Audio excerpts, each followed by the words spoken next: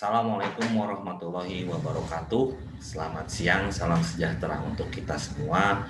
Nama saya Muhammad Inul Hasani, NIM 2202008. Pada kesempatan ini akan mempresentasikan penelitian yang berjudul Studi Gunung Api Purba Daerah Nanggerang, Jampang Tengah, Kabupaten Sukabumi, Jawa Barat berdasarkan citra satelit. Berikut ini adalah kerangka presentasi saya berupa pendahuluan, metode penelitian, geologi regional dan daerah penelitian, analisis dan kesimpulan. Pendahuluan, latar belakang saya melakukan penelitian ini adalah kurangnya penelitian yang dilakukan pada gunung api berumur tersier. Salah satu kasus yang masih cukup hangat pada saat ini adalah kita mendapati adanya modus operandi yang sedikit berbeda di dalam eksplorasi migas untuk pada batuan gunung api, karena dia memiliki nilai petrofisik yang jelas berbeda dibandingkan batuan sedimen dan modus operandinya berbeda dibandingkan gunung api batuan lainnya. Kemudian adanya perbedaan morfologi dan model analisis terhadap gunung api berumur tersier. Gunung api yang berumur lebih tua cenderung sudah tererosi dan sudah banyak terekspos ataupun sudah banyak hilang morfologinya dibandingkan gunung api yang berumur lebih muda, sehingga diperlukan analisis dan model morfologi analisis yang berbeda dibandingkan gunung api yang cenderung bersifat berumur lebih muda. Yang ketiga, penelitian dengan citra satelit dapat memprediksi kondisi geologi dengan tepat dan mudah. Kemudian maksud dan tujuan saya melakukan penelitian ini adalah memenuhi tugas dan UAS kuliah geologi gunung api. Kemudian yang kedua, menganalisis dan menginterpretasikan hasil yang didapat dari metode yang dilakukan dan menyajikannya dalam suatu kerangka geologi.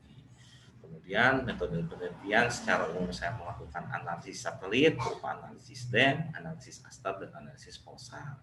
Kemudian saya membuat pemodelan letusannya menggunakan aplikasi Aerob dan pemodelan mitigasi bencana berupa mitigasi bencana bahaya lahar.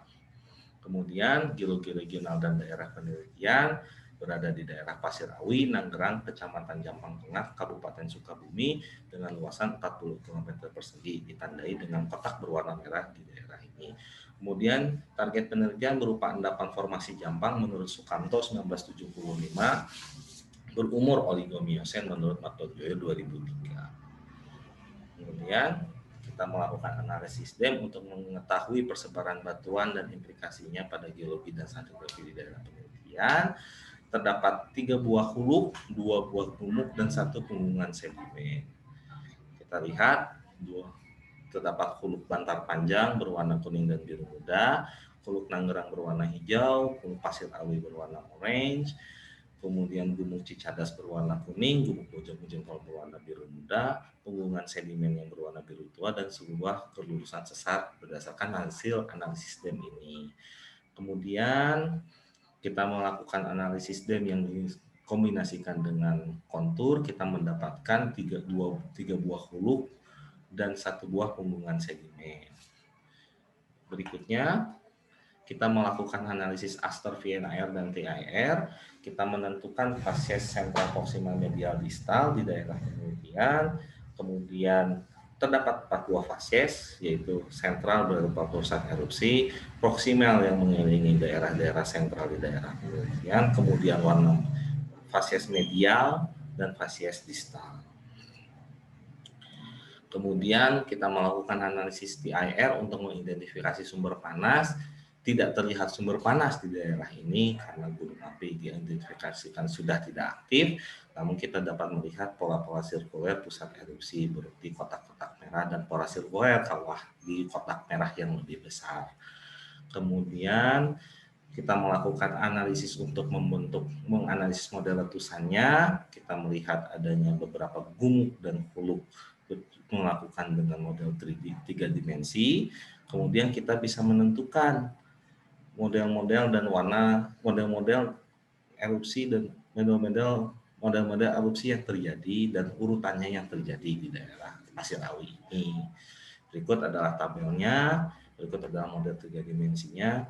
Kemudian diketahui bahwa dari hal di atas, hal sebelumnya kita menentukan 2 fase pembentukan, yaitu fase pembentukan kaldera Pasir Awi itu sendiri, terjadi erupsi pelean yang membentuk bentuk dari pasir awinya, kemudian terjadi erupsi yang bersifat vulkanian yang membentuk kaldera pasir awi. Selanjutnya, pasca kaldera terjadinya pembentukan Hulu Nanggerang pada gambar, kemudian terjadi erupsi yang bersifat perennial dan membentuk kawah Hulu Nanggerang, kemudian pergeseran jalur erupsi dan membentuk Hulu Bantar Panjang yang terdiri atas Gumuk Cicadas dan Gumuk Bojong Jengkol, membentuk edifice seperti saat ini. Kemudian perbedaan bentuk penampang kita lihat terdapat dua bentuk penampang utama. Bentuk penampang dari aksen dan berikut adalah bentuk penampangnya. Kemudian kita melakukan analisis pulsar dengan vertikal dan vertikal horizontal. Kita mendapatkan dua hasil di atas ini seperti ini. Kemudian kita melihat refleksi permukaan menunjukkan bentuk-bentuk sirkular pusat erupsi dan lereng-lereng proksimal pada hasil vertikal horizontal, dan pada hasil VH kita melihat adanya bentuk kerapatan di pusat erupsi. Pada tujuan asli untuk menganalisis PV dan VH ini kita tidak menemukan adanya bentuk perbedaan dari kerapatan ataupun dari pemanturan dari litologi batuan itu sendiri. Namun kita mendapatkan hasil yang dapat mendukung hasil aster dan DEM kita sebelumnya. Kemudian kita melakukan analisis bahaya lahar. Pada identifikasi bahaya lahar itu sendiri, kita mengetahui bahwa Gunung Pasir Awi ini berumur tersier sehingga tidak aktif di sini, tidak akan adanya bahaya lahar dari hasil erupsi. Kemudian lahar kemudian terbentuk di kemiringan dan fasies tertentu. Kita mengetahui bahwa fasies yang dapat membentuk lahar merupakan fasies-fasies dengan konsolidasi yang belum baik dari hasil fall atau flow deposit. Kemudian kemiringan yang tidak stabil sekitar di kemiringan 15 sampai 40 derajat pada daerah proksimal dan aliran akan mengarah ke daerah distal, sehingga kita memerlukan 4 bahan analisis di sini, yaitu peta analisis VNAR, peta persebaran litologi, peta DEM untuk kemiringan lereng, dan peta aliran sungai untuk mengetahui daerah-daerah mana saja yang berpotensi menjadikan lahar, karena sungai sendiri memiliki air yang menjadi campuran dari ketika lahar terdepositkan atau terendapkan. Komponen analisis yang kita lakukan ada 4, yaitu fasies proksimal distal, litologi yang fall dan flow deposit, terus kemudian kemiringan 15 hingga 40 derajat, kemudian aliran sungai yang terdampak dengan 3 komponen di atas. Selanjutnya kita mengumpulkan data-data yang kita butuhkan untuk menganalisis di sini. Kemudian kita melakukan identifikasi sungai-sungai mana sajakah yang terkena dampak lahar. Pada pembuangan sedimen tersendiri di bagian timur kita tidak mengambil analisis dari bahaya lahar itu sendiri karena daerah ini tidak memiliki bahaya lahar karena batuan sedimen, sedangkan pada daerah utara kita tidak mengambil analisis bahaya lahar di sini karena kemiringan lerengnya tidak mencapai kemiringan 15 hingga 40 derajat. Selanjutnya kita melakukan pemodelan dan digitasi untuk daerah-daerah yang terdampak lahar. Terlihat ada beberapa hulu sungai yang menjadi bahaya lahar di daerah Pasir Awi ini sendiri.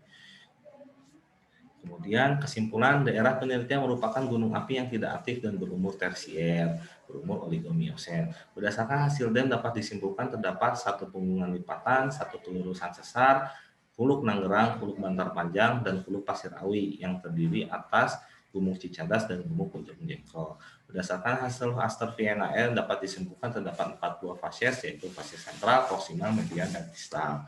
Berdasarkan hasil aster TIR dapat disimpulkan tidak terdapat sumber panas dikarenakan gunung api yang sudah tidak aktif. Berdasarkan hasil dari DEM elevation grid dapat dimodelkan model penampang dan erupsi di daerah penelitian. Berdasarkan hasil pemodelan erup menunjukkan 2 fase erupsi, prakaldera dan pasca kaldera. Pada fase prakaldera terjadi erupsi pelean yang membentuk Gunung Pasir Awi sendiri, kemudian terjadi erupsi membentuk kaldera daerah Pasir Awi berupa erupsi vulkania, Kemudian pasca kaldera terjadi erosi Plinian, Vulkanian, dan Pelean. Kemudian terjadi pergeseran pusat erupsi pada fase Pulut Bantar Panjang. Berdasarkan hasil POLSAR memperkuat hasil analisis ASTAR dan DEM. Analisis bahaya lahar menyimpulkan adanya bahaya lahar akibat curah hujan yang berpotensi melongsorkan material di sekitar Pasir Awi. Bahaya lahar secara umum berada pada hulu-hulu sungai yang berhulu di Pasir Awi. Sekian presentasi dari kami. Mohon maaf jika ada kekurangan. Assalamualaikum warahmatullahi wabarakatuh.